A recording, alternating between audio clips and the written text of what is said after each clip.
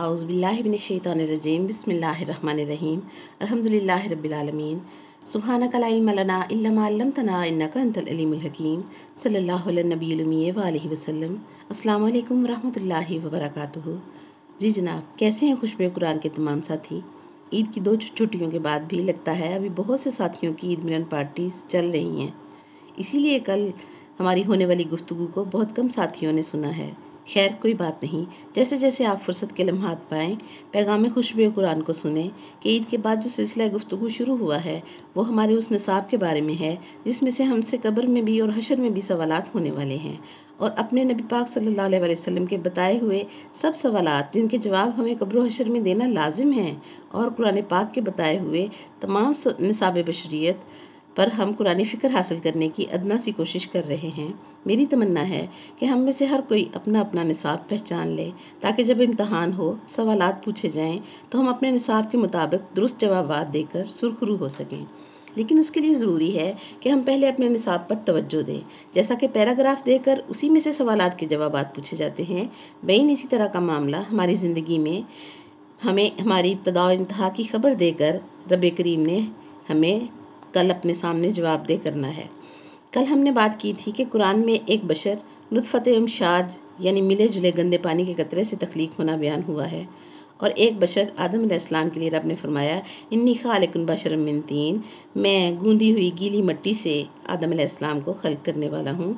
और तीसरा बशर हमने कुरान से मिला कि वो नूर से खल्क होता हुआ रब करीम ने हमें बताया कि जिब्रील अमीन को अल्लाह करीम ने भेजा और फरमाया फ़ारसलना अलैहा रूहना फ़तमस्सला लहा बशरन सविया, हमने नूरी फरिश्ता को मुकम्मल बशर बनाकर भेजा। आज आगे बढ़ते हैं और कुछ और निसाब बशरियत जो कुरान में बयान हुए हैं उन पर फ़िक्र करते हैं। कुरान पाक ने हज़रत इब्राहीम अलैहिस्सलाम का भी निसाब बयान फरमाया। हज़रत इब्राहीम अलैहिस्सलाम पर भी दरूद है और उनकी आल पर भी दरूद है। उनका निसाब सुने। रब फरमाता है काला या बुनैया इन्नी अरा फिल मनामे इन्नी अज़बहुका माज़ा तरा इन्नी अज़बहुका फंजुर माज़ा तरा, यानी हज़रत इब्राहीम अलैहिस्सलाम ने अपने बेटे से कहा कि मैंने ख्वाब देखा है कि मैं तुझे ज़िबा कर रहा हूँ, तेरा क्या ख्याल है। काला या आबाती फ़िल्मा तुमरू सताजिदुनी इंशाअल्लाहु मिनस साबिरीन, बेटे ने कहा बाबा जो आपको अमर हुआ है उसे पूरा कर दें तो आप मुझे सब्र करने वालों में पाएंगे। कमाल ये है कि बाप कहता है कि मुझे ख्वाब आया है और बेटा कहता है कि जो अमर हुआ है वो पूरा करे।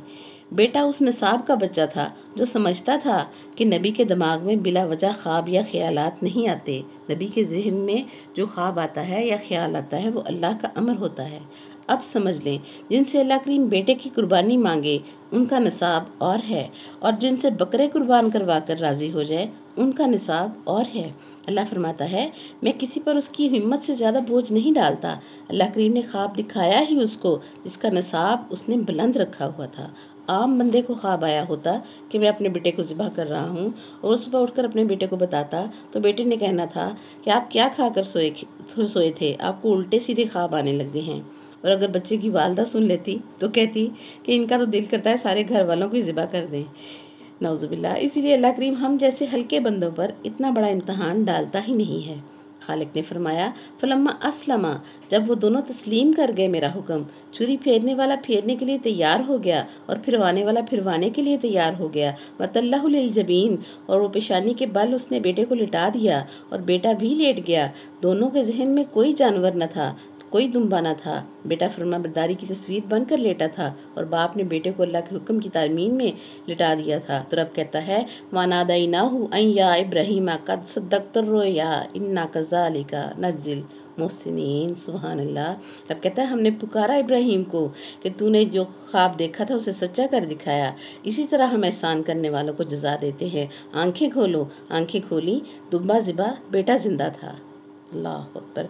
इब्राहीम अलैहिस्सलाम ने अर्ज़ की मेरी नीयत में आपने कमी देखी या मेरे बेटे की नीयत में कमी रह गई। तो अल्लाह करीम ने फरमाया फ़ातम्मा हुन्ना, तुम पूरा पूरा उतरे हो, तुझे मैं 100 में से 100 नंबर दूंगा कि तेरा निसाब ही ये था। इस निसाब में इतना ही इम्तहान हो सकता था। तेरी तैयारी के मुताबिक इम्तहान लिया। ख्वाब में तूने ज़िबा करते हुए देखा और तूने उस ख्वाब की तामील में कोई कमी नहीं छोड़ी। तेरे निसाब में यही सवाल था। تو امتحان میں کامیاب ہو گیا، فاطمہ کی ڈگری دے دی، 100 میں سے 100 نمبر عطا فرما دیے۔ ابراہیم علیہ السلام نے عرض کی اس سے آگے بھی کوئی اور نصاب ہے؟ تو اللہ کریم نے فرمایا وَفَدَيْنَاهُ بِذِبْحٍ عَظِيمٍ، ہم نے اس قربانی کو ایک بڑی قربانی میں بدل دیا ہے۔ سمجھ لیں، آل محمد صلی اللہ علیہ وسلم اولاد علی علیہ السلام کے ساتھ تو حضرت ابراہیم و اسماعیل علیہ السلام کا نصاب نہیں ملتا، تو مولوی ان کو عام بندے کے برابر کیسے بتا سکتا ہے؟ لوگ کہہ دیتے ہیں قانون سب کے لیے برابر ہوتا ہے، یاد رکھیں قانون ان سب کے لیے برابر ہوتا ہے جو آپس میں سب برابر ہوتے ہیں۔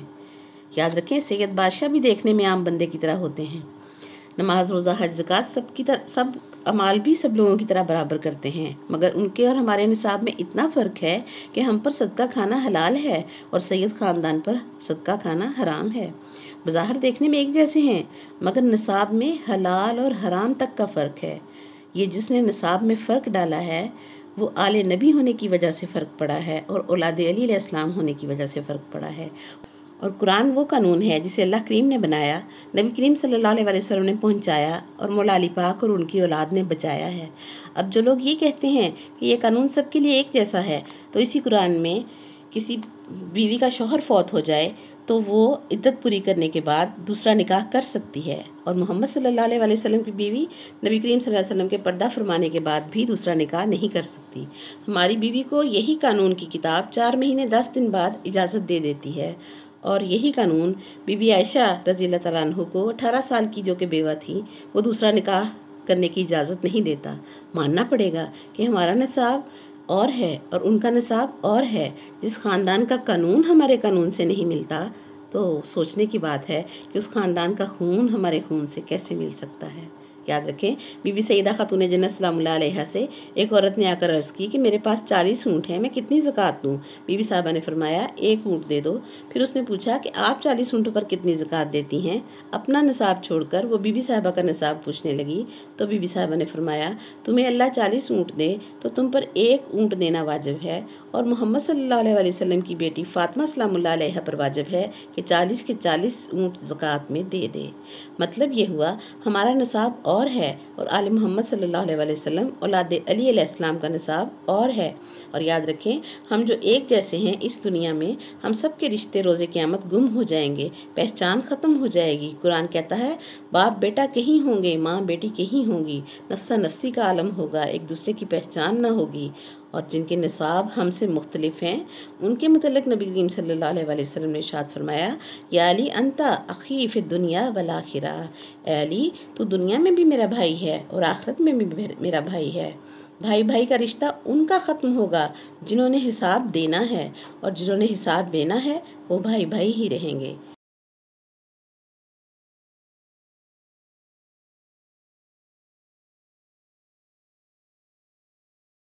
اسی لیے تو اللہ پاک قرآن پاک میں ارشاد فرماتا ہے یا ایھا الذین آمنوا اتقوا اللہ وکونوا مع الصادقین۔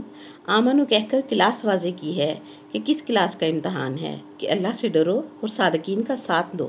یاد رکھو سچے سامنے لانا میرا کام ہے، تمہیں سچے دکھانا میرا کام ہے، اور صادقین کا ساتھ دے کر پاس ہو جانا تمہاری مرضی ہے، اور نعوذ باللہ سچوں کی مخالفت کر کے فیل ہو جاؤ تو بھی یہ تمہاری مرضی ہے۔ اسی لیے فرمایا اما شاکرن و اما کفورا، یہ عمل تیرا اپنا ہے، سچے کا ساتھ دینا تمہارا امتحان ہے۔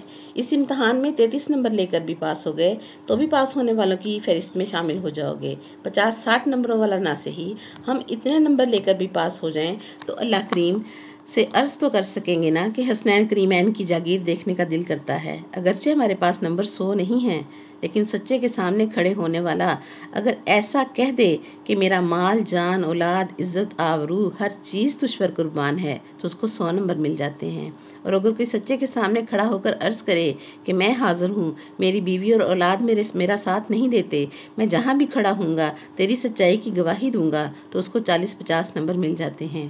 یہ دنیا میں کھڑا ہو کر کہنے کی جرت تو رکھتا ہے نا کہ سچا کون ہے۔ اور 33 نمبر والے کے پاس کچھ بھی نہیں ہوتا، اس کے دامن میں کوئی عمل بھی نہیں ہوتا، وہ کیا کہتا ہے؟ میں غریب ہوں، کمزور ہوں، دنیا عزت نہیں کرتی، میں مسکین ہوں، اگر میں تیری سچائی کی گواہی دوں تو جھوٹے میرے دشمن بن جاتے ہیں اور میں ان جھوٹوں کی دشمنی جھیل نہیں سکتا۔ تو اللہ فرماتا ہے میں جانتا ہوں میں رحیم و کریم رب ہوں، نہ مال نہ جان نہ اولاد لاؤ، فقط اپنے ذہن میں رکھ لو کہ میرے بتائے ہوئے سچے سچے ہیں اور میرے دکھائے ہوئے سچے سچے ہیں۔ ذہن میں یقین کر کے، سوچ میں، فکر میں، عقیدے میں رکھ لو تو 33 نمبروں کے لیے تم پاس ہو جاؤ گے۔ 33 نمبروں کے لیے یہ فکر ضروری ہے۔ وہ جنت تو دیکھ سکیں گے نا جس میں 100 نمبر سے پاس ہونے والا بھی ہوگا، جس میں سلمان فارسی رضی اللہ تعالیٰ عنہ بھی ہوں گے، ابو ذر غفاری رضی اللہ تعالیٰ عنہ بھی سیر کر رہے ہوں گے، اور ہم جیسے 33 نمبر والے بھی اس جنت کو دیکھ لیں گے۔ اللہ اکبر۔